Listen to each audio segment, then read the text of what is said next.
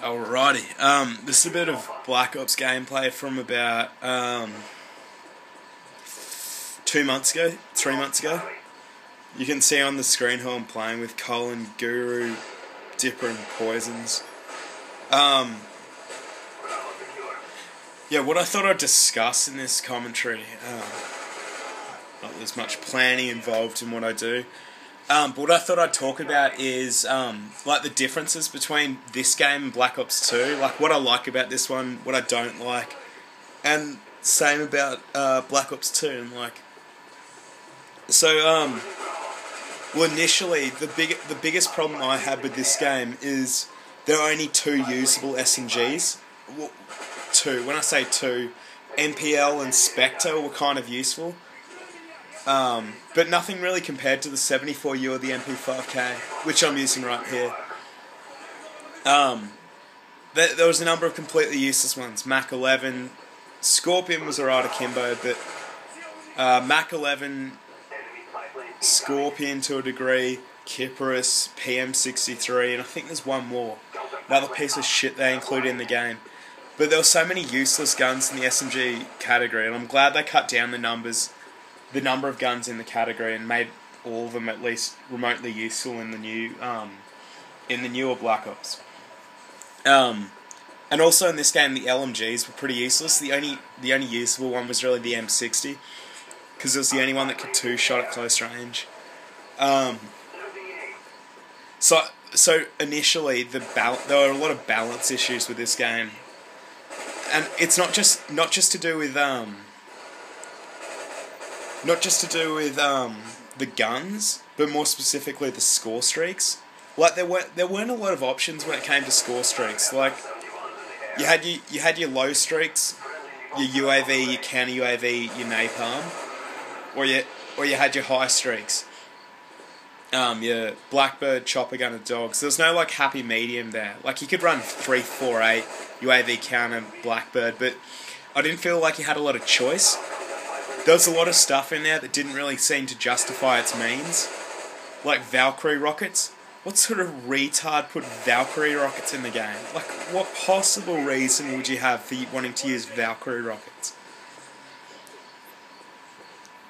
Not to mention RCXD. I can't believe they brought RCXD back, but RCXD isn't as bad as Hunter Killer. And I think that's where they screwed up the score streaks in Black Ops 2, the Hunter Killer. God, if that isn't a waste of everyone's time and the biggest nuisance of a score streak of them all. But regardless, there are a lot more useful combinations to run with respect to score streaks in Black Ops 2, and that's what I like.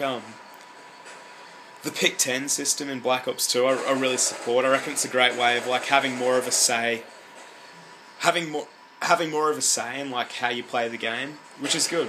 Like you can being able to run, I always run 2 first perks, Flak Jacket and Hardline. And I don't run anything else. And even in this game, I would have been using Flak Jacket in this game. In both the Black Ops, all I did was rush pretty much. So, you need flak. Well, I found out I needed Flak Jacket because of all the claymores and stuff, and especially in Treyarch games, grenades do a lot more damage. So it's a lot more. It's certainly more of a requirement that you use Flak Jacket to nullify the grenade damage. The one, well, not really a problem I had with this game because it really suited me, but the guns had a lot more recoil. So from my point of view, because I had good aim, I found I could win gunfights across the map where I could pretty much pop fire and know that the enemy, if they're like a garbage player, was simply not going to be able to kill me because they wouldn't be able to control recoil. So I think what's going on in the game? Oh, it's an absolute disgraceful attempt by the other team, but they didn't really have much chance. But what I was trying to say is, because of the gun recoil, I think better players had more of an advantage, especially in long-range gunfights. So, like, people had much higher, like, more inflated KDs in this game than in other CODs combined, I reckon. Which was kind of good, kind of bad, like. But the other problem you had with that was a lot of players would dashboard for the KDs they wanted to maintain.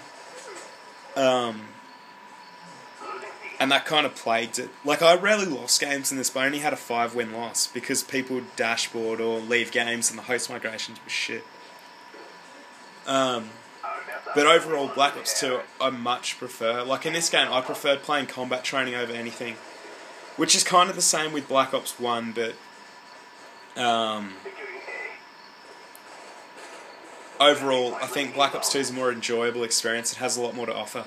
This is kind of like a draft version of what Black Ops 2 currently is. But yeah, end of the game, 200 to 10. I think we played about, from what I can remember, we played about 5 games, and they scored about 40 points in total. And that's just showing what I normally do in domination. Well, not normally KD-wise, but score-wise. Always play the objective, caps, defends, etc. That's what matters.